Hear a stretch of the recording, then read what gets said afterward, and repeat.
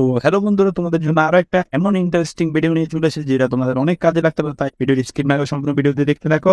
ওকে ওকে ওকে তো বন্ধুরা, তোমরা কোনো ডাটা কেবল ছাড়াই পিসি থেকে মোবাইলে, মোবাইল থেকে পিসিতে যে কোনো ফাইল ট্রান্সফার করতে পারবা।